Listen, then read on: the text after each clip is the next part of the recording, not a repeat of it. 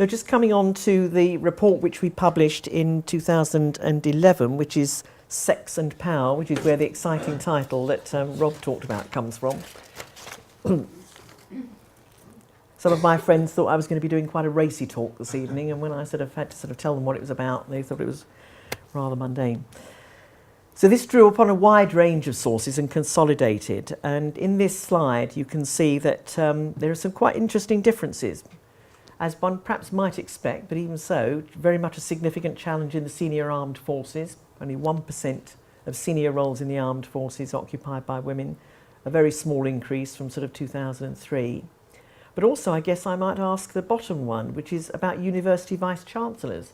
Why are there still only 14.3% of university vice-chancellors who are women?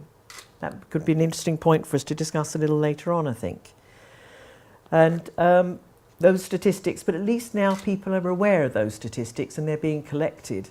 And once you've got the data and the evidence, you can start to ask questions about why this is happening. And I think that's quite important.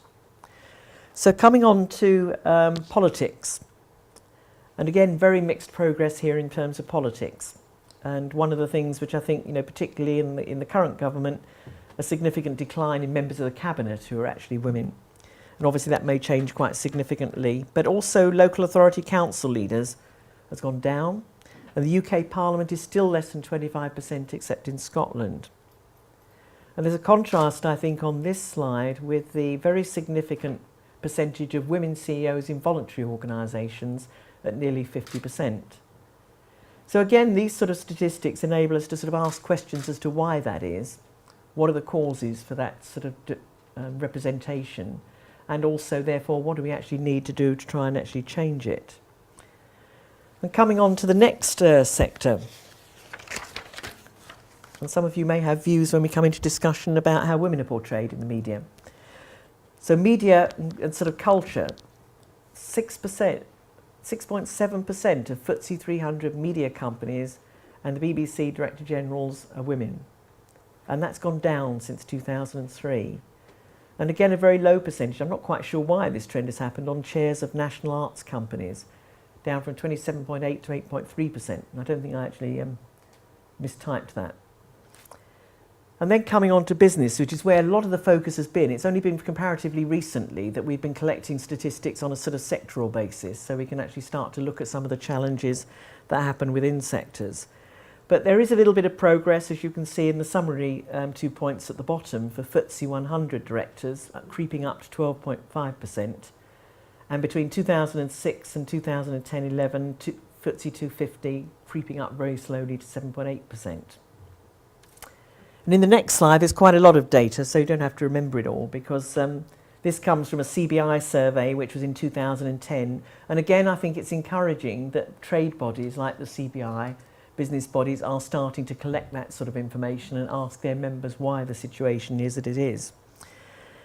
I think that some progress is being made, particularly with at least one female board director in both, the FTSE 100, where it's gone up to 79%, but also I think starting to creep up within the FTSE 250. But a key statistic that I'm going to develop on in a minute is the very low percentage of executive women directors. Because one of the challenges here is that in order to meet board numbers, it's very easy to helicopter in a small number of non-executive women directors who then spend their time on about 6 or 7 boards. But unless we start to see the pipeline of executive women coming up through senior positions and then getting onto boards or in other sort of senior roles, then we're not really going to change the culture of organisations.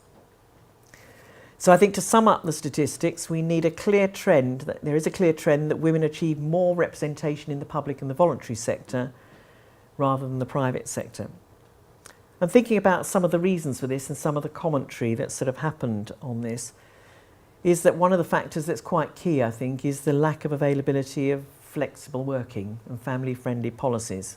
And I'll touch on later some of the things which are happening to perhaps think about that. But in the Sex and Power report suggests that it will take, and bad news for you and I, Rob, given that we're both almost post-retirement, another 70 years to achieve an equal number of women directors in the FTSE 100 companies, another 45 years to achieve the same in the senior judiciary, and another 14 elections or 70 years to achieve an equal number of MPs. So it's in for a long haul. And the Fawcett Society estimated in 2010 that the UK was 52nd in the international league table of women's representation in Parliament. 52nd. And I think that the pipeline of women visible in senior and sort of middle management positions does continue to lag behind men. This same report, the Sex and Power report, estimates that if women were to achieve equal representation amongst Britain's top 26,000 positions, an estimated 5,500 women would rise through the ranks to achieve positions of real influence. In the report, it sort of says, you know, that they are trapped in what the report calls a marzipan layer below senior management. Now, I'll be interested in the discussion for any of you in the organisations you're with as to what you feel about that. What I'd now like to share with you is some of the research on key barriers that to progression within organisations that are having an impact on the statistics we've just sort of talked about. So I've got 4 barriers here on the next 4 slides. The first is about professional diversity. In 2010, the Commission published with something called the Professional Associations Research Network and Equally Professional, which are 2 organisations who've come together, a piece of research which was called Equally Professional, Like Minds on a Different Journey. And PAN has now created a diversity special interest group to research and disseminate good practice in encouraging diversity in the professions.